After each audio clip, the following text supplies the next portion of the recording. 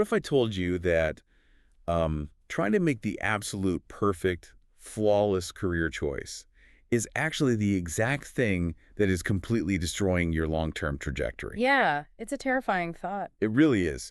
Because, like, think about it for a second. We are all totally conditioned to believe that if we just agonize over a choice long enough, right, like if we build enough elaborate spreadsheets, Oh, the spreadsheets. right, or if we asked, 5 different mentors for coffee, we think we're going to magically uncover this single, objectively correct path for our professional lives. Which just doesn't exist. Exactly. But what if that entire premise is just fundamentally flawed? Welcome to the deep dive. No. Today, we are completely tearing down this whole mythology of the perfect choice, and we're looking at the actual cold, hard mathematics of how career growth really happens. It's a massive paradigm shift. I mean, frankly, it's one that makes a lot of people really uncomfortable at first. Oh, for sure. Because, it forces us to abandon this really comforting illusion that we have total control over our outcomes.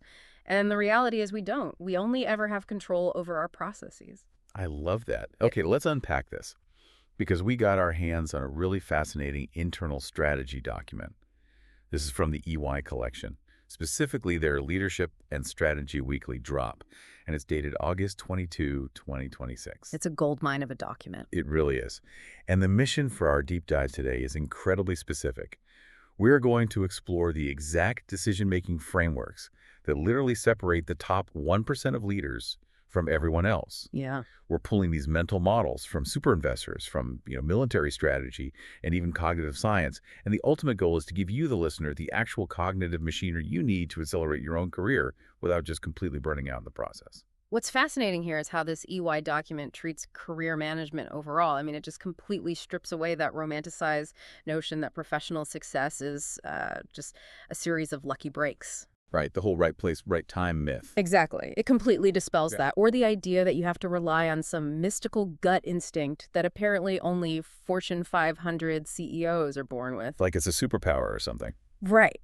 Instead, the document treats career growth as a highly predictable, totally engineered system. And I have to say, the stakes for understanding the system right now, especially in our current economic environment, they could not possibly be higher. Because of the noise, right? Precisely. We are living in an era of just absolute crushing information overload. Professionals everywhere are, quite literally drowning in choices every single day. Oh man, the choice fatigue is so real. I feel it all the time. It's constant. And it's not even just the big things anymore, is it? It's these tiny micro choices. Yeah, the daily grind of decision. Like, should I take this promotion if it requires 20% more travel? Mhm. Or should I pivot to a new industry entirely because my current one just feels sort of stagnant? Or the skills anxiety. Yes. Do I need to learn this brand new coding language that literally just dropped on Twitter last week? Should I respond to that random recruiter who slid into my LinkedIn DMs? It just never stops. It never stops. And because most people lack a structured, mathematical algorithm for processing all of these incoming choices, what do they actually do? They panic. Well, yeah, they panic and then they default to gut instinct. They just go with whatever feels right in that exact moment. Right. Now, look, gut instinct is a really wonderful evolutionary tool if you are trying to, run away from a predator in a jungle. It keeps you alive. Exactly. It kept our ancestors alive. But your Paleolithic gut instinct is notoriously terrible at navigating a multi-decade, highly complex corporate career trajectory. It is simply the wrong tool for the job. It's so true. I mean, I see brilliant people relying on how they feel after like a really good cup of coffee on a Tuesday morning to decide if they should change entire departments. It is wild when you really look at it objectively. But before we can even begin to build this engineered, successful career system that the EY strategy document is envisioning, we have to start at the absolute foundation. We have to categorize things first. Exactly. We need to understand how we even categorize the very choices we make every single day. We have to look at the architecture of choice itself. And the document kicks things off by pulling from two absolute titans of business and strategy, right?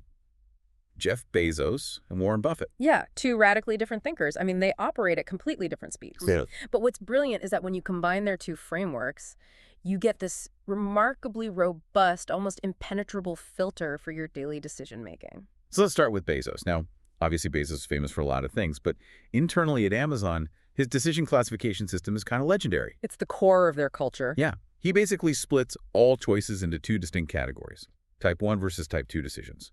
And the entire framework revolves around just one single variable, which is reversibility. Reversibility is the key. Right. So type 1 decisions are what he calls one-way doors. They're totally irreversible. Once you make the choice and you walk through that door, it locks right behind you. You cannot easily go back to the way things were before. And because of that permanence, the required process for a type 1 decision has to be slow. It requires deep, deliberate analysis. They can't rush it. Right. It requires dissenting opinions. It requires literally sleeping on it. And it often requires a pretty high degree of consensus from your team. Okay, so what's a good real-world example of that? Well, the source material actually gives a great one. Changing industries entirely. Oh, wow, yeah. That's a big one. Think about it. Let's say you have spent 15 years building a really solid reputation in, I don't know, corporate law. And you wake up one day and decide you're going to leave all of that behind to open a boutique artisanal bakery. People do that. They do. But that is a textbook type 1 decision. Right, because it's a locked door. Mm-hmm. Like, think about the actual mechanics of making that move. You have this massive capital outlay to buy the bakery ovens and lease the space. You're spending real money. Huge money. Right. And instantly, you lose your immediate network relevance in the legal world, right? You start creating this visible gap on your legal resume. Yeah, the clock starts ticking on your old skills. Exactly. So if, say, 6 months later, you suddenly realize you actually hate waking up at 3 in the morning to bake sourdough bread. Which is very likely. Right. Yeah. You cannot just casually stroll back into your old law firm the next week and say, hey, guys, never mind, the whole bread thing didn't work out. I'm ready to be a senior partner again. No, the landscape has completely changed. And you have changed. Exactly. The cost of unwinding a type 1 decision is just astronomically high, both financially and psychologically. So that's the one-way door. Right. Now, on the flip side of this, Bezos introduces type 2 decisions. These are the two-way doors. They are highly easily reversible. So you walk through the door. You walk through, you look around the room, you realize you don't really like the vibe of the room, and you simply walk right back out the exact same way you came in. And I'm guessing because they are reversible, the process to make them is totally different. It's the exact opposite of type 1. You do not need consensus. You don't